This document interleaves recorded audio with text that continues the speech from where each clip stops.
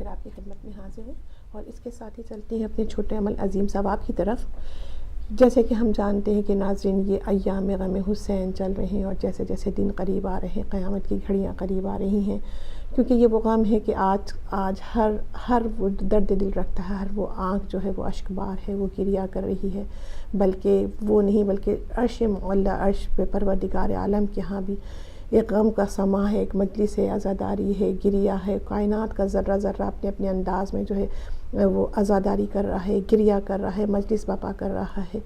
کیوں نہ کرے کہ یہ محمد آل محمد کا غم ہے، یہ ان ہستیوں کا غم ہے جسے پروردگار عالم نے جس کی غم کو ایک بہترین ذریعہ نجات بھی بنا دیا، اور وہ بھی واحد غم ہے، یہ واحد گریہ ہے، یہ واحد مجلس ہے، یہ واحد عزاداری ہے جو عرش معلیٰ پہ کی گئی ہے. اور ہر انبیاء نے اپنے اپنے انداز میں گریہ کیا ہے، عزاداری کی ہے، مجلس کی ہے.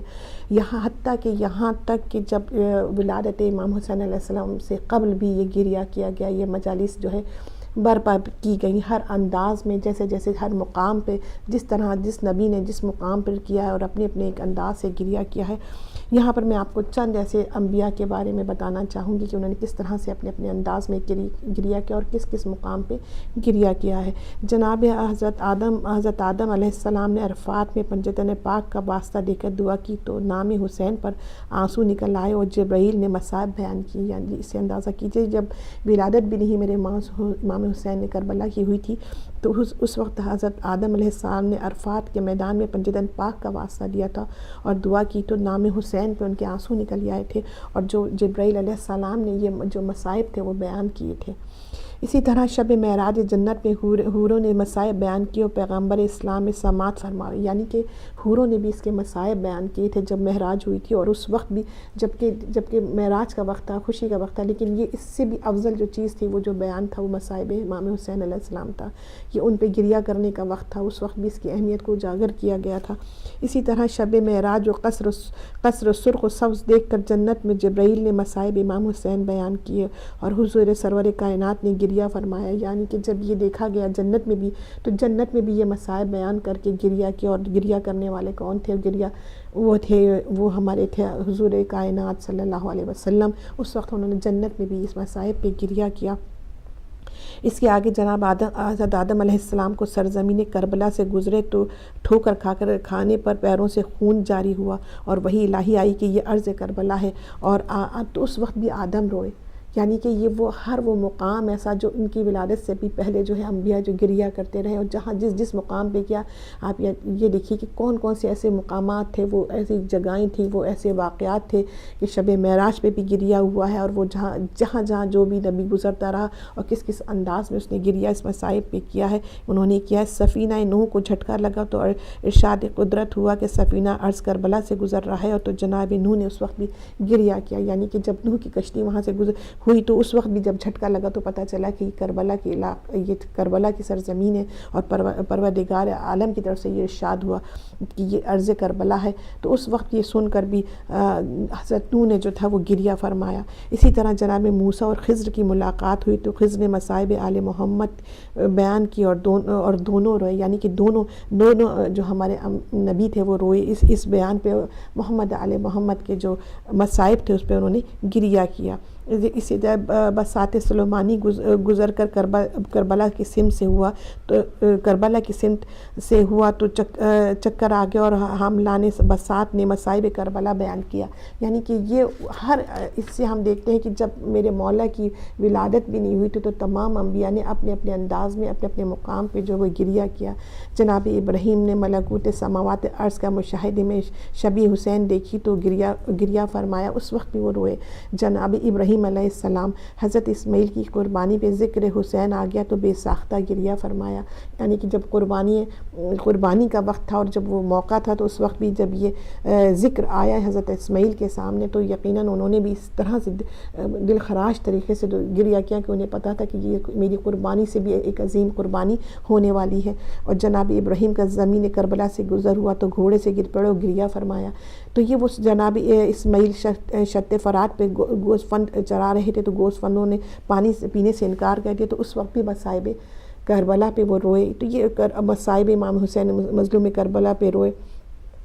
تو یہ وہ سارے جیسے کہ ہم کہتے ہیں کہ یہ آج اعتراض ہے کہ یہ گریا کرتے ہیں اور یہ رونا جو ہے یہ بدعت ہے، یہ منع کرتے ہیں اور عزاداری کرتے ہیں، تو یہاں پر ہمیں بتانے کا مقصد یہی ہے کہ یہ وہ گریا، اس کی گریا کی، یہ مجلس کی، یہ عزاداری کی عظمت آپ دیکھیے کہ جب ان کی ولادت بھی نہیں ہوئی تھی تو یہ جو گریا کیا گیا تھا، یہ جو مجالس ہوئی تھی، یہ جو عزاداریاں کی گئی تھیں، تو یہ جو اس وقت بھی اور کن کن مقامات پہ کی گئی تھیں کہ وہ دیکھیے عرش معلیٰ جیسی چیز تھی، وہاں پر بھی اس چیز کا جو ہے تذکرہ کیا گیا۔ تو یہ وہ عظیم عزاداری ہے، یہ وہ بہترین عزاداری ہے کہ جس سے دل کو تسکین ملتی ہے، سکون ملتا ہے، حتیٰ کہ خود محمد آل محمد کا یہ ذکر سن کر، یہ گریہ کر کے انہیں تسکین قلب حاصل ہوتا ہے۔ تو کہ وہ ہمیں بہترین، ہمارے لیے پروردگار نے ایک ذریعہ بھی بنا دیا ہے نجات کا، کہ اس گریے کی اہمیت بھی میں پہلے بھی بتا رہی تھی کہ اس گریے کی اور اس آنسوں کی کتنی اہمیت ہے، اور یہ ہمیں کہاں سے کہاں اٹھا کے لے جاتی ہے، اور ہماری عظمت کو بھی کہ ہم بندوں میں بھی ہمیں ان بندوں سے بھی زیادہ منفرد اور اعلیٰ کر دیتی ہے، صرف اس گریے کی وجہ سے کہ اس گریے کے اتنے فوائد ہیں۔ جزاک اللہ۔ جی ناظرین، کچھ ہی دیر میں اب آپ کی کالز ہم کھول رہے ہیں، اور آج کا جو ہمارا ٹاپک ہے پیغام کربلا، اس حوالے سے آپ بات کر سکتے ہیں۔ شبیر نہ ہوتے تو اسلام کہاں ہوتا، شبیر نہ ہوتے تو اسلام کہاں ہوتا، دنیا میں پیغمبر کا پیغام کہاں ہوتا۔ تو یہ جو اس وقت دین اسلام ہے، ہم جو نبی کا کلمہ پڑھتے ہیں، مولا علی کی ولایت سے باخبر ہیں اور ان کا اقرار کر رہے ہیں، تو یہ مولا امام حسین علیہ السلام اور اس کے بعد پھر حضرت زینب سلام اللہ علیہ کی تمام جو اس وقت مصائب کا جن کا ذکر کر رہے ہیں اور سن رہے ہیں، انہوں نے برداشت کیا، اور اس وقت ہم یہ تمام الحمدللہ مسلمان، اور گریہ اور عزاداری کی جیسے بہن بات کر رہی تھی کہ تمام ثواب جو ہمیں مل رہا ہے، تمام جو آگہی اور شعور ہمیں میسر ہے، تو امام حسین علیہ السلام اور ان کے تمام رفقا کے حوالے سے ان کی قربانیوں کو ہم انشاءاللہ اسی انداز سے ان کا ذکر کرتے رہیں گے، چاہے جتنی بھی ہمیں قربانیاں دینا پڑیں۔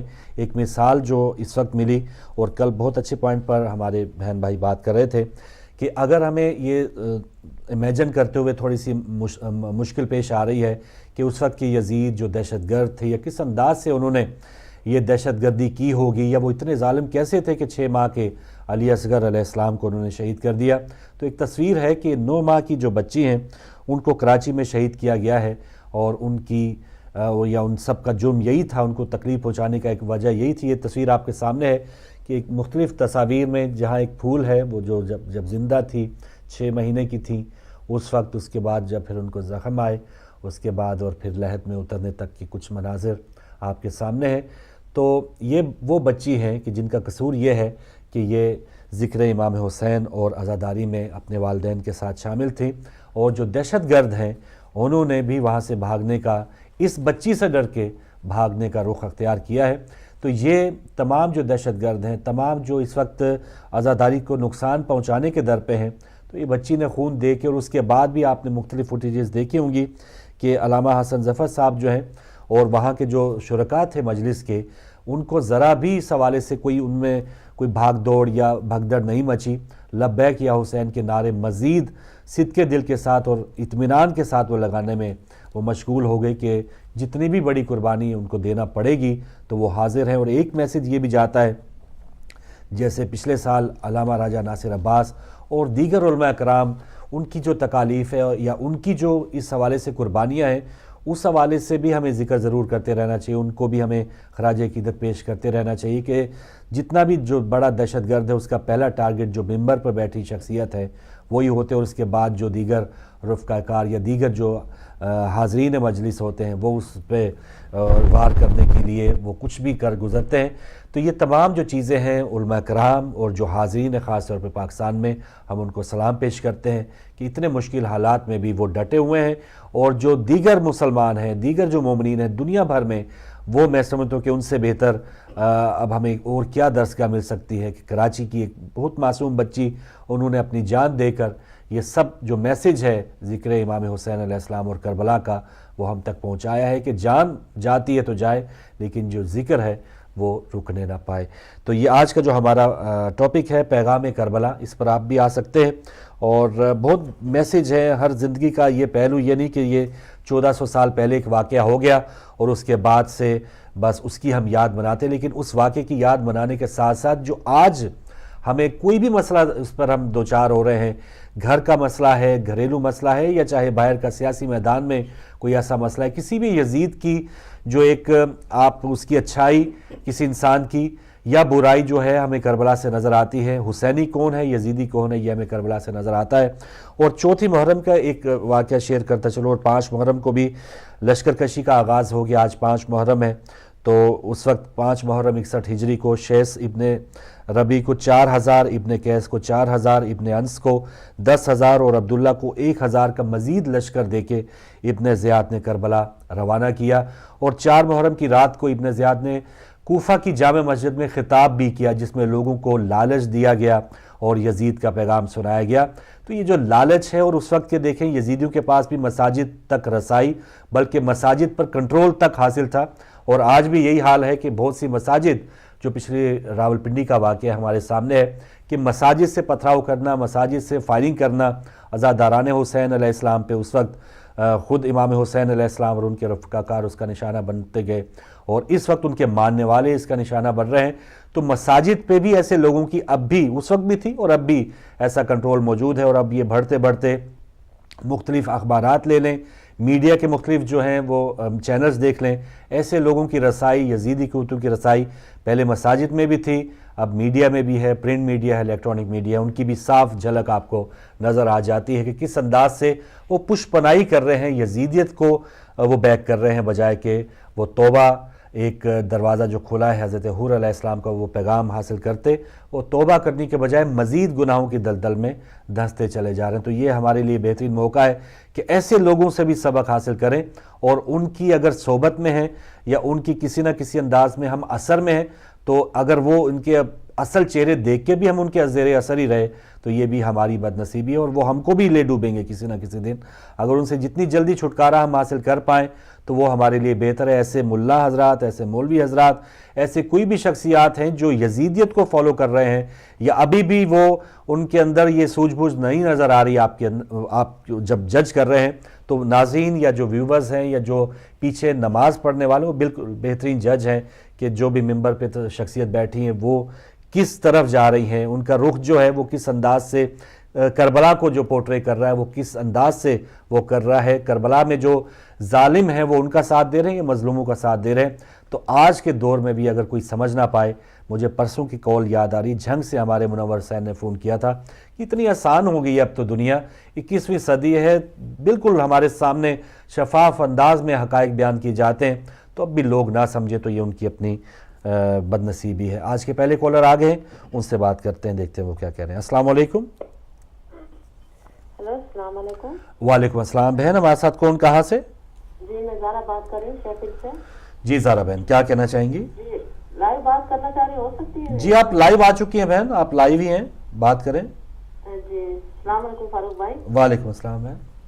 جی میں زارا بات کر رہی ہوں شیفیلڈ سے. وہ یہی ایک تو بتانا تھا کہ 2 دن پہلے 72 پاؤنڈ جو ہے ہم نے ڈال دیا تھا. ماشاء اللہ ماشاء اللہ، جزاک اللہ بہن.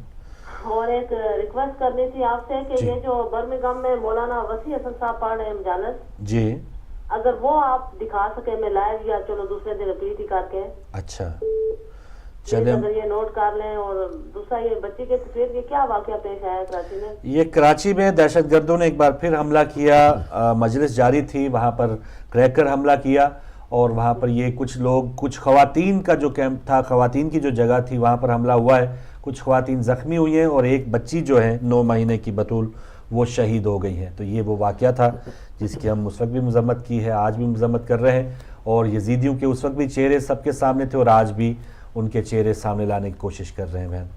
تو آپ کہ وہ یزیدیت اب بھی زندہ ہے، باقی ہے، یہ جنگ جاری رہے گی جب تک ہماری سانسیں ہیں، جب تک یہ قیامت کی گھڑیاں آئیں گی، اس وقت یہ تمام جو سلسلہ ہے وہ بند ہوگا، امام زمانہ کا ظہور ہوگا، تو اس وقت یہ تمام جو سلسلہ ہے وہ انشاءاللہ بند ہوگا. لیکن ہمارا فرض یہی ہے کہ اس وقت کی جو کربلا تھی اور جو آج کی کربلا ہے اس میں موازنہ کر کے دیکھیں کہ اس انداز سے کہ یزید کی ٹکر کس انداز سے ہم نے لینی ہے اور آج کے یزیدیوں سے کس طرح سے ٹکرانا ہے. تو یہ ہمارے لیے میسج ہے. बस यही मैसेज है और हमें चाहिए कि हम मौला हुसैन अलैहिस्सलाम की जिंदगी पे नजर करें और देखें कि उन्होंने किस तरह यजीद का मुकाबला किया था, बेशक, और अल्लाह करे कि हमारे मोमिनीन के अंदर भी वही जज्बा वही जोश पैदा हो, और ताकि यजीदी को मिटाने के लिए वही जज्बा और वही जोश चाहिए, वही चाहिए जी। तो बस अल्लाह ताला करे इंशाअल्लाह सबको तौफीक दे के डट के मुकाबला करें। इलाही आमीन, जज़ाकल्लाह। और ऐसा जज्बा माशाल्लाह नज़र आ रहा है। और देखिए बहन, अब तो जगह बहुत कम पड़ी, यहाँ यूरोप में, यूके में जिस भी मामारगाह चले जाएं वहाँ के मुंतज़मीन से पूछ लें, अगर वो देख रहे हैं तो बताएंगे कि पिछले साल से इस साल बहुत ज़्यादा जो है माशाल्लाह मोमिनीन और जो आहिस्ता आहिस्ता इस मकतबे फ़िक्र में दाखिल हो रहे हैं उनका रश बढ़ रहा है।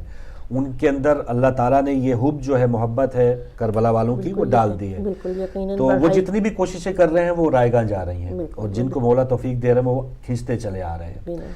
तो ये कम नहीं होगा। एक और कॉलर। अस्सलाम वालेकुम। वालेकुम सलाम फारूक भाई, या अली मदद। मौला अली मदद, इश्तियाक बरसाम जी मेरी बहन, आपको भी मेरा बहुत बहुत सलाम। वालेकुम अस्सलाम भाई। पूरी मिल्लत से तशय्युक को, खास तौर पे सैयद जादू को मेरी तरफ से मंजूम है इमाम हुसैन अलैहिस्सलाम का पुरसा। माशाल्लाह फारूक भाई, बहुत अच्छा प्रोग्राम। अल्लाह ताला आपकी हमारी हर उस मोमन की इबादत कबूल फरमाए जो भी जिस इबादत में मसरूफ है इस मुहर्रम के दिनों में। तो एक रुबाई पेश करके बाद उन वीडियो की दो बातें करके आपसे इजाजत चाहूंगा कि असूल फितरी पे ये बेअसूल रोते हैं जी। असूल फितरी पे ये बेअसूल रोते हैं, चुबन में गारों की शाखों पे फूल रोते हैं। लगाएं इस बार भी फतवा, कहाँ है फतवा फरोश। लगाएं इस बार भी फतवा, कहाँ है फतवा फरोश।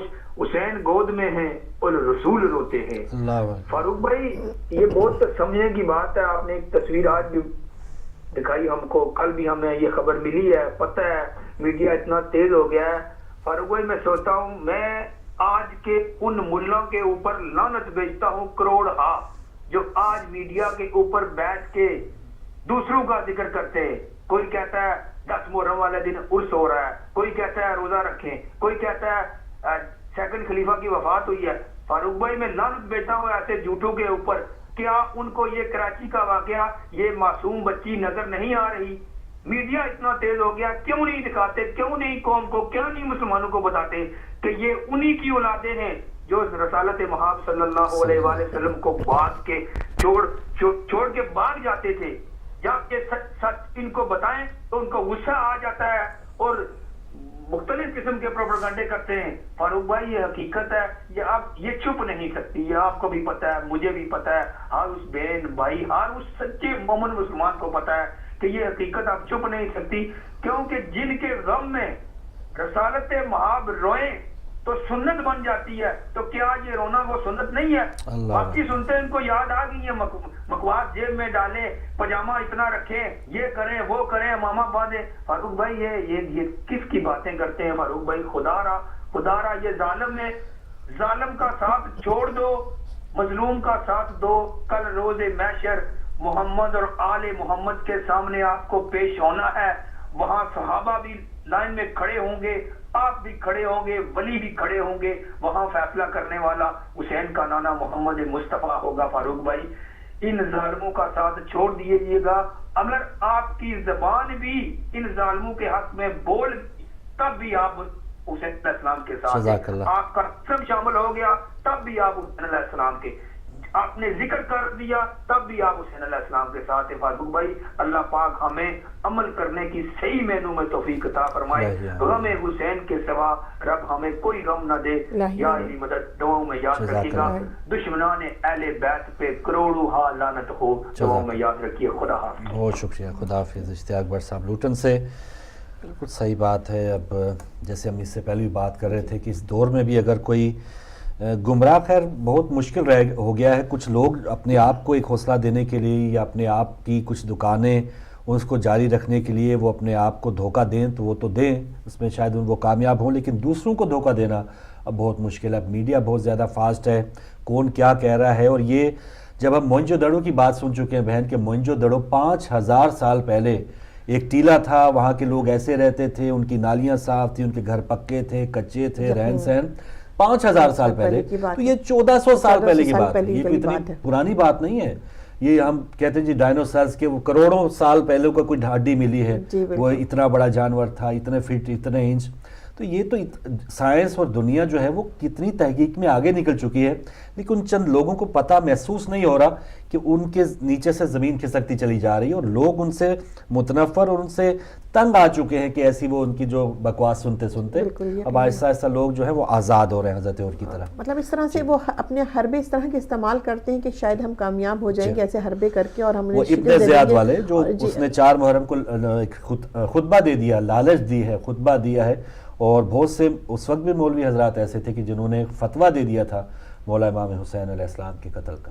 یقیناً تو وہ وہی یزیدی موجود ہے، اور اس دور میں بھی یہی تھا. جو لشکر میں آئے تھے وہ ان کو اس میں سے کتنے ایسے تھے جو لالچ کی بنا پہ آئے ہوئے تھے کہ دنیائی لالچ تھی. کسی کو یہ تھا کہ ہم یہ منصب دے دیں گے، کسی کو کہا تھا کہ ہم اتنی دولت اتنی عمارت آپ کو دیں گے. مطلب اس طرح کی وہ اس میں اتنی لالچی بھی تھے، جیسے کہ میں نے کہا کہ لالچ سے بھی وہ بھرے ہوئے تھے. وہ چاہتے تھے کہ جلد از جلد یہ فیصلہ ہو اور ہمیں وہ چیزیں حاصل ہو جائیں. تو وہی آج آپ دیکھیں یعنی علماء کرام سے سنا بہت سے لوگ ایسے تھے کہ چلے آج یہ پکڑ لیتے ہیں مال اور آج اس قتل و غارت گیری میں حصہ لیتے ہیں، اور اس کے بعد پھر زندگی پڑی ہے توبہ بعد میں کر لیں گے. کچھ لوگوں کا یہ بھی خیال تھا جب پروگرام کر رہے تھے. جس طرح شیطانی دماغ تھے ان کے، جس طرح کی وہ سوچیں تھی، جس طرح کے ان کے حوث تھا، تو وہ آج بھی وہی ایک سرایت کرتا جا رہا ہے ان کی نسلوں میں. اور آپ دیکھیں ابھی بھی جو ہے ان کو اس طرح کی ایڈس دی جاتی ہیں، پیسہ دیا جاتا ہے، اور وہی لالچ اور وہی ان کو دیا جاتا ہے کہ تم اس طرح کے جو ہے یہ باتیں کرو. کیونکہ وہ انہوں نے دین کو جس طرح اس دور میں بھی دین کو انہوں نے کچھ ایک بہت کہتے ہیں نا اس کا کوئی حقیقت نہیں سمجھی ہوئی تھی، اور وہ ذہن میں تھا ہی نہیں کہ ہمیں مر کے دنیا سے جانا ہے. اور اتنی عظیم ہستی سے وہ ٹکر لے رہے تھے. تو آج تو آپ یہ دیکھیے کہ وہی ایک لالچ بھی آپ کو نظر آ رہی ہے، وہی اس طرح سے ان کی بغاوت بھی نظر آ رہی ہے، صرف دنیا داری کے لیے، صرف دنیا کے لیے. اور یہ تو ہو گیا بعض جگہوں پہ. خیر یہ بحث و مباحثے میں ہم اتنا اپنے آپ کو بھی بھول جاتے ہیں. یہ تو ہم نے ان لوگوں کی بات کی کہ جو گمراہ ہیں، یزیدیت کو جو فالو کرنے والے ہیں، لعنت کے قابل ہیں، بالکل ان پہ لانتے ہیں، اور جتنا بھی اس پر عذاب اس دنیا میں بھی اللہ تعالیٰ دے گا اور آخرت میں بھی ان کا وہ جو ٹھکانہ ہے انہی کے ساتھ ہوگا جن کی اس وقت وہ فالو کر رہے ہیں. یہ تو ہو گیا ٹھیک ہے. لیکن اس وقت جو ہم محبان اہل بیت اپنے آپ کو یا شیعان علی کہتے ہیں، ہم امام حسین علیہ السلام کے فالوورز جو کہتے ہیں، ہماری جو ذمہ داری ہے بہن وہ دیکھیں کہ ہمیں وہ درس مل رہا ہے کربلا سے جو آج کا ہمارا ٹاپک بھی ہے کہ امام حسین علیہ السلام نے کربلا کی زمین بھی پہلے خریدی اور اس کے بعد پھر وہاں پہ خیمہ لگایا. یقیناً انہیں پتا تھا کہ ہمیں یہاں دفن ہونا ہے، تو وہ چیز اس کو بھی اپنے خرید کے کہ آج تک رہتی دنیا تک کو پتہ نہ چلے کہ یہ کبھی قبضہ نہیں ہوا تھا بغیر کسی اجازت کے. یہ زمین کسی ایسے یہ نہیں یہاں پر شہید ہو گئے تھے، تو اس کو پہلے سے انہوں نے اس کی قیمت کو ادا کر دیا گیا، یعنی کسی کے حق کو مارا نہیں، اپنا مقتل گاہ بنانے جا رہے ہیں. لیکن وہاں پر بھی یہ نہیں ہے کہ ٹھیک ہے وہ کھلا بیابان ہے یا کس کی ہے کس کی نہیں، باقاعدہ پتہ کرایا گیا اور اس کو باقاعدہ خریدا بھی گیا، رقم ادا کی گئی ہے. تو یہ تمام جو میسیجز ہیں جو نہیں مانتے وہ تو ان سے لاکھوں وہ تو مانتے ہی نہیں ہیں. لیکن یہ میسیج ہمارے لیے ہے کہ کسی کے حق کے اوپر جو ہے آپ نے قبضہ نہیں کرنا. کسی کی زمین ہو جائے، کسی کی چھوٹی سی چیز بھی ہم اس پر قابض ہونے کے لیے ہم کچھ بھی بالکل سامنے پتہ ہے کہ یہ چیز جو ہے وہ فلاں کی ہے یا فلاں جائیداد جو ہے وہ اس میں میرا کوئی حق نہیں ہے، لیکن عدالتوں میں یا اگر آپ کے پاس پیسہ ہے وکیل کر لیے، جج کر لیے اور وہ کیس آپ نے چلا لیا ہے اور اسی کے اوپر آپ ڈٹے ہوئے ہیں ناحق کے اوپر. جی بالکل. اور دیکھیں نا اور اب تو میں یہ مطلب حیران ہوتی کہ اب یہ ایسی بھی ذہنیت کے لوگ ہو گئے حقیقتاً کہ سمجھ رہے ہیں کہ یہ چیز بری ہے. اور آپ دیکھتے ہیں کسی کی ناجائز پراپرٹی بھی قبضہ کیا ہوا ہے اور اس میں آپ ہر چیز وہ کر رہے ہیں، وہ نماز بھی پڑھ رہے ہیں، وہ عبادتیں بھی کر رہے ہیں. تو وہ کیسے عبادت قبول ہوگی جہاں آپ نہ جو اس کا مالک ہے وہ آپ کو اجازت نہیں دیتا کہ آپ اس پہ کہ یہ میری چیز ہے اور آپ اس پہ عبادت کریں. یہ ہو نہیں سکتا کہ یہ عبادت. ایک جو جیسے ہمارا ٹرینڈ جو چینج ہو رہا ہے نا، جیسے مجالس میں اب ماشاءاللہ پچھلے سال مجھے یاد ہے جناب علامہ علی مرتضی زیدی صاحب آئے اور ان کا بھی یہی فرمانا تھا کہ بعض اوقات جو ہے وہ ہم دوسروں سے قدر ان کے اوپر ہی مخاطب، یا اگر 1 گھنٹے کا خطاب ہے عالم صاحب کر رہے ہیں تو 1 گھنٹہ دوسروں پر ہی ہم بات کر رہے ہیں یا مسائل فضائل، لیکن جو حاضرین وہاں پہ بیٹھے ہوئے ہیں ان کو تعلیم دینے کے لیے ہم ان کے اندر کیا کیا خرابیاں ہیں، کیا اس انداز سے ہم نے اپنے آپ کو چینج کرنا ہے، اس پر بات پہلے بہت کم ہوتی تھی. لیکن میں نے بھی یہاں پر جا کے سنا ہے جیسے وہ یزید کی عادات کی جب علامہ صاحب بات کر رہے تھے کہ اپنے آپ کو چیک کریں کہ ہم یزیدیت پہ لعنت تو بھیج رہے ہیں، یزید کی عادات تو خدا نخواستہ ہم میں نہیں ہے. تو یہ ایسی بات نہیں چلے گی کہ یزید کی طرح ہم سونا بھی پہن رہے ہیں، خدا نخواستہ شراب نوشی بھی کر رہے ہیں، ہم غلط کاریاں بھی کر رہے ہیں اور یزید مرد آباد کے نعرے بھی لگا رہے ہیں. تو اس پر یزید تو خوشی ہوتا ہوگا، وہ یہ سارے کردار تو دھوکہ جو ہے وہ موجود ہیں دنیا میں ہم دے سکتے ہیں، آگے چل کے دھوکہ نہیں دے سکتے. تو یہ چیزیں اب آہستہ آہستہ چینج ہو رہی ہیں. ہماری مجالس میں حاضرین کی بھی اصلاح کے لیے علماء کرام ماشاءاللہ اب اس پر بات کر رہے ہیں. پہلے یہ ہوتا تھا کہ ہم نے ان کے خلاف بات کی تو پھر یہ شاید ہمیں بلائیں یا نہ بلائیں، یا بعض اوقات کوئی بندہ شخصیت ناراض نہ ہو جائے جس نے اتنے لاکٹ پہنے ہوئے، اتنی انگوٹھیاں پہنی ہوئی ہیں سونے کی، تو یزید کیا اگر کہیں گے کہ سونا پہنتا تھا تو یہ فلاں شخصیت ناراض نہ ہو جائے. تو علماء کرام کو میں داد دیتا ہوں ماشاءاللہ کہ ان کے حوصلے، کیونکہ اب وہ مولا کے لیے کام کر رہے ہیں. ان لوگوں کے لیے اگر برا لگتا ہے برا لگے، لیکن جو صحیح بات ہے، سچی بات ہے، بے دھڑک انداز میں ان کو کرنی چاہیے، اور وہ الحمدللہ کر رہے ہیں. دیکھ رہے ہیں ہم کالر آ چکے ہیں، ان سے بات کرتے ہیں. السلام علیکم. وعلیکم السلام فروغ بھائی. جی بسم اللہ نقوی صاحب. بہن آپ کو بھی سلام اور پرسا ہو امام کا. وعلیکم السلام. جزاک اللہ. جزاک اللہ. فروغ بھائی میں ایک بات کرنا چاہتا ہوں ایک شعر کے ذریعے. جی بسم اللہ. کہ میں نے طبیب سے کہا سینے میں درد ہے، واہ واہ واہ، نسخے میں اس نے ماتم شبیر لکھ دیا. صحیح بات، سبحان پھر اللہ. میں نے اس کو اپنی کمر دکھائی تو بطور دعا اس نے زنجیر لکھ دیا. کیا بات ہے.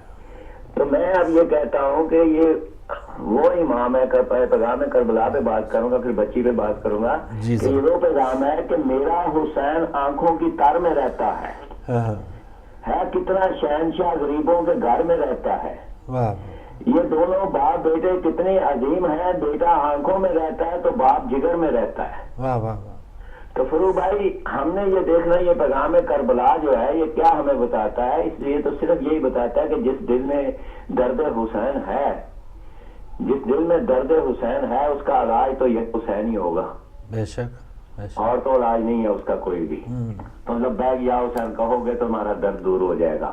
تو جس جن میں ہے ہی کینسر، اور کینسر بھی وہ ہے جو بغض حسین اور بغض آل محمد کا ہے، جی تو فروغ بھائی اس کا علاج تو صرف یہی ہو سکتا ہے کہ اس کو کاٹ کے نکالنا پڑے گا، اور اگر پھیلتا جائے گا یہ کینسر تو پھر خود اس کینسر کے ذریعے انسان مرے گا. بالکل صحیح. تو اپنے کینسر کو سے بچنے کے لیے، اپنے آپ کو بچانے کے لیے آپ کو امام حسین کے در پہ آنا پڑے گا، اور اس در پہ آ کے اپنا اصل علاج کروانا پڑے گا.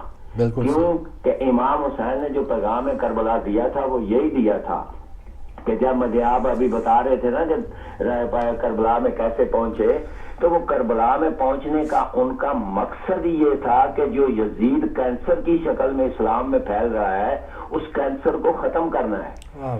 تو یہ طبیب کی شکل میں وہاں پہنچے اور اس کینسر کو ختم کرنے کے لیے پہنچے، جس نے کہا تھا، اسلام نے کہا تھا، قرآن کہا تھا کہ میری زیر پہ حرف آ رہا ہے، میری زبر مٹ رہی ہے، میرا گلا پھٹ رہا ہے. تو امام حسین نے کہا تھا کہ تیری زیر بچانے کے لیے میں اکبر کی قربانی دے دوں گا، تیری زبر بچانے کے لیے میں قاسم کی قربانی دے دوں گا. تو بی بی پاک زین میں کہا تھا تیرا گلا بچانے کے لیے میں اپنی چادر دے دوں گی لیکن تجھے بچا جاؤں گی. تو یہ امام حسین جب چلے تھے پیغام کربلا لے کے تو وہ یہی تھا کہ قرآن بچانا تھا، نانے کا دین بچانا تھا، اسلام بچانا تھا. اور اگر یہ نہ کرتے تو آج نہ قرآن ہوتا، نہ ماں بہن کا رشتہ ہوتا، نہ بہنوں کے پردے ہوتے، نہ عزت ہوتی، نہ خون کی کوئی پہچان ہوتی. کیونکہ یہ بے ضمیر وہ لوگ ہیں جو آج بھی ان رشتوں کو پائمال کر رہے ہیں یزیدیت کی لائن پہ چل کے. آج بھی دیکھو، آج جس بچی کو شہید کیا گیا ہے، جاؤ جا کے دیکھو، بچی تو چلی گئی سکینہ کے صدقے میں، بچی کو تو ویلکم جناب سکینہ کریں گے، وہ آئیں گے کہ میری ساتھن ایک اور آ گئی دنیا سے، مسلمانوں سے دکھ جھیلتی ہوئی ایک اور آ گئی. لیکن جا کے اس کی ماں کو تو پوچھو، وہ ماں آج بھی کہے گی میں نے صدقہ دیا سکینہ کا. یہ سکینہ جناب سکینہ نے جو تکلیفیں اٹھائی ہیں یہ اس کا تو عشر عشیر بھی نہیں ہے. تو اس کی ماں سے پوچھو، وہ بتائے گی آپ کو کہ یہ قربانی کس انداز میں وہ دے چکی ہے. تو جہاں قربانیاں دینے والے اس طریقے سے قربانیاں دیتے ہیں کہ کوئی اکبر کا صدقہ قربانی جا رہی ہے، کوئی قاسم کا صدقہ جا رہی ہے، کوئی عباس کا صدقہ جا رہی ہے، تو یہ قربانیاں جو دی جا رہی ہیں فاروق بھائی ان ہستیوں پہ دی جا رہی ہیں جنہوں نے ہماری جانیں بچائی، ہمارا دین بچایا، ہمارا ایمان بچایا، ہمارا اسلام بچایا، ہمارا عقیدہ بچایا. تو ہم یہ چھوٹی چھوٹی قربانیاں دیتے رہیں گے. یہ ہے ان کے لیے، ہمارے لیے کوئی ہمیں کچھ ہو سکتا ہے، کچھ لوگوں کے لیے ہم یہ رکھتی ہوں، لیکن جو ذاتیں جنہوں نے یہ اسلام کو بچایا ان کی نظر پیش کرنا ہمارے لیے معمولی نذرانے ہیں.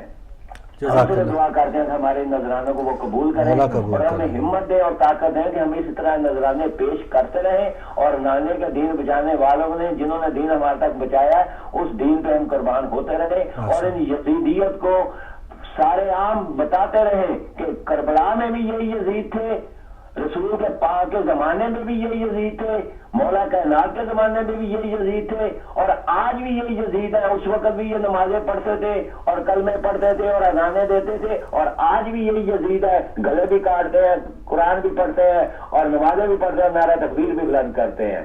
تو آج یزیدیت کا فرق جاننے کے لیے ہمیں لبیک یا حسین کے علم کے نیچے آنا ہوگا اور آگے یہ کہنا ہوگا کہ ہم کل بھی یزید کے مقابلے میں تھے اور آج بھی ہیں اور انشاءاللہ قیامت تک رہیں گے، کیونکہ لبیک یا حسین کا نعرہ قیامت تک بلند رہے گا، اس لیے کہ جہاں جہاں تک خدا کی خدائی ہے وہاں وہاں تک حسینیت ہے اور جہاں جہاں تک حسینیت ہے وہاں وہاں تک ہم رہیں گے اور انشاءاللہ حسینیت کو بلند رکھیں گے۔ مہربانی، شکریہ۔ انشاءاللہ جی، بہت مہربانی جی۔ اگلے کالر، السلام علیکم۔ وعلیکم السلام فاروق بھائی، میں سبحان بول رہا ہوں لندن سے۔ جی سبحان صاحب، جزاک اللہ، بہت مہربانی۔ تو ماشاءاللہ آپ کا آج ٹاپک بھی بہت اچھا تھا اور آپ نے جو گفتگو کی وہ ماشاءاللہ بہت اچھی تھی کہ ہمیں اپنے آپ کو بھی دیکھنا چاہیے بجائے اس کے کہ ہم جتنی دوسروں کو بھی چلے 10-15% ان کی بھی بات کریں، لیکن 70-80% ہم نے اپنے گریبانوں میں بھی جھانکنا ہے جس بھی محفل میں جائیں۔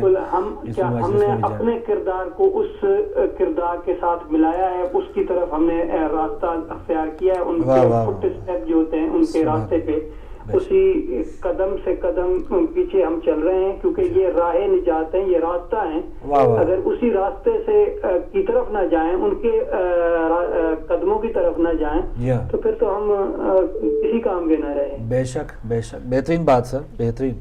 تو آج میں تحت لفظ میں کچھ پڑھنا چاہوں گا مولا کی شان میں۔ جی بسم اللہ، بسم اللہ، ضرور۔ اللہم صلی علی محمد وآل محمد۔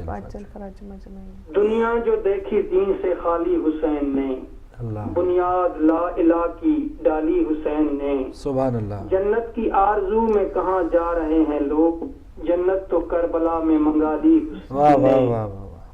تخت شہی کا تخت اسی وقت ہو گیا جب مسند رسول سنبھالی حسین نے۔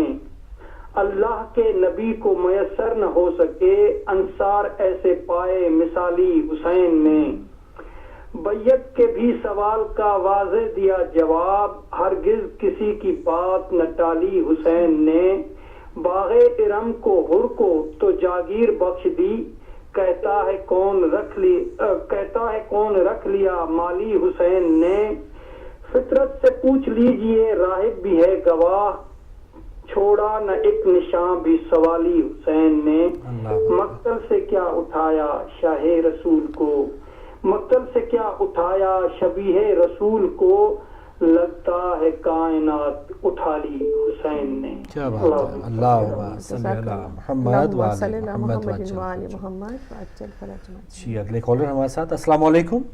وعلیکم السلام ورحمۃ اللہ وبرکاتہ۔ جناب محمد غفور صاحب، مجھے کو لندن سے بول رہا ہوں۔ بہت شکریہ محمد یعقوب صاحب، جناب بہت آپ کو اور مہربانی۔ بیٹی کو صبح گھر کی میں تعزیت پیش کرتا ہوں جزاک اور اللہ۔ آپ لوگوں کو ادب کے ساتھ سلام بھی پیش کرتا ہوں۔ بات یہ ہے کہ اللہ تعالیٰ کے نبی اور اہل بیت نے ہم لوگوں کو بتایا ہے کہ ہمیشہ سچ کے اوپر کھڑے رہو، اپنے آپ کو شیطان کے ساتھ مقابلہ کرنے کے لیے تیار رکھو، جس جگہ میں بھی ہو، جس جگہ میں بھی ہو، جہاں کہیں آپ کو جھوٹ ملے اس کے ساتھ مقابلہ کرو اور سچ کے اوپر کھڑے ہو جاؤ، چاہے کچھ بھی ہو جائے، جان جاتی ہے تو جائے، لیکن حق کے اوپر کھڑا ہونا اور سچ کے اوپر کھڑا ہونا اور لا الہ الا اللہ محمد رسول کے اوپر کھڑا ہونا، اللہ اور اللہ تعالیٰ کے رسول کے ساتھ اور اہل بیت کے ساتھ ہو جانا، یہ امام حسین نے ہم لوگوں کو سکھایا ہے۔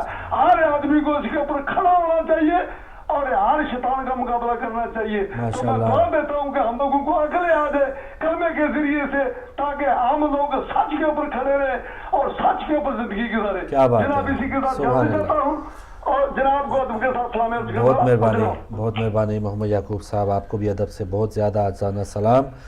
جی جھوٹ کا مقابلہ کرو، سچ پر کھڑے ہو جاؤ، یہ بہترین پیغام تھا اور سبحان صاحب نے بھی پروگرام پسند کیا، بہت مہربانی۔ اگلے کالر، السلام علیکم۔ وعلیکم السلام جی فاروق صاحب۔ جی مہربانی، خادم حسین صاحب آپ ہمارے ساتھ ہیں۔ جی بسم اللہ، بات کریں۔ جی عرض یہ ہے کہ کربلا کو یاد رکھیں کا جی جو سلیقہ اور جو طریقہ اور جو آداب ہمیں سکھائے گئے ہیں، اس سے سب سے بڑی مثال جو ہے وہ جناب سکینہ، جناب علی اصغر کی والدہ ماجدہ کا مثال ہے۔ بے شک بے شک۔ جب امام شام غریبہ سے یہ قافلہ چلا ہے تو علی اصغر کی والدہ نے اس ارادہ کر لیا تھا کہ آج کے بعد میں دھوپ کے سائے میں نہیں بیٹھوں گی، اور تمام سفر میں اور یہاں تک کہ روایات میں ملتا ہے کہ شام کے قید خانے میں جہاں سورج کی شعائیں آتی تھیں کہ ام رباب وہاں بیٹھتی تھی، اور جب مدینے میں ختم کرتا ہوں، جب وہ مدینے میں یہ قافلہ پہنچا، محلہ بنی ہاشم میں یہ تمام عزاداری ہوتی رہی، تو جناب ام رباب دھوپ میں بیٹھی رہی۔ جب مختار ثقفی نے دشمنان اہل بیت کے سر کاٹ کر امام زین العابدین کے پاس بھیجے اور ساتھ میں یہ فرمائش کی کہ اگر میری یہ درخواست قبول ہو جائے تو میری آقا دادی جناب ام رباب سے یہ درخواست کی جائے کہ وہ دور سے اٹھ کر چھائے میں آ جائیں، تو جناب امام زین العابدین نے اپنی ماں سے یہ کہا اور مجبور کیا، اور ادھر جناب ام رباب کو دھوپ سے اٹھایا گیا، ادھر ہی جناب ام رباب کی روح پرواز کر گئی۔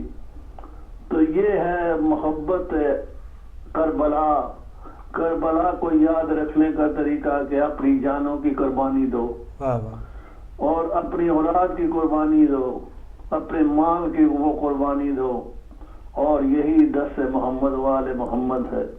اللہ تعالی محمد و آل محمد کے در پر ہمیں قائم رکھے اور آخرت میں ہمیں ان کی شفاعت نصیب ہو۔ جزاکم اللہ خیر جزا فی امان اللہ۔ بہت شکریہ خادم حسین صاحب، مانچسٹر سے آپ شامل ہوئے، بالکل جانی قربانی کی بات کر رہے ہیں، اور بالکل بہت عظیم لوگ ہیں کہ جو دین کے لیے جان کی قربانی دے رہے ہیں، لیکن اس سے ایک نیچا سٹیپ ہے مال کی قربانی، اپنا جو بھی ہم استطاعت رکھتے ہیں اس دین کے لیے، مولا کے مشن کے لیے ہم کیا کر رہے ہیں۔ بہن بعض اوقات ہم کر بھی بہت کچھ رہے ہوتے ہیں، لیکن تھوڑا سا اگر ہمیں اس انصاف کے ساتھ، یا انصاف کا تقاضا جو ہے، یا زیادہ جہاں ضرورت ہے وہاں پر بھی خرچ کرنا ہمارے لیے بعض جگہوں پہ ضروری ہو جاتا ہے۔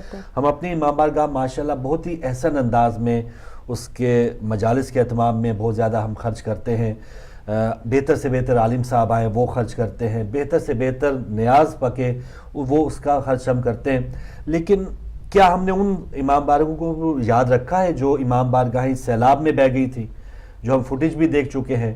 ان امام بارگاہوں کے حوالے سے پتہ کیا ہے کہ جو 7-8 امام بارگاہیں راولپنڈی میں جلا دی گئی تھیں، ان کو کسی چیز کی ضرورت تو نہیں ہے۔ تو یہ تمام جو چیزیں ہیں ہمیں توازن ضرور بہتر انداز میں رکھنا ہے، اپنے لیے یا اپنے ہم رفقا کار کے لیے، اپنے ہم منصبوں کے لیے، ان کے لیے سب کچھ کرتے ہیں، لیکن جہاں ضرورت ہے اس کا بھی تھوڑا خیال ضرور رکھیں۔ بالکل جی بریک کا کہا جا رہا ہے ناظرین، بریک کے بعد واپس آتے ہیں۔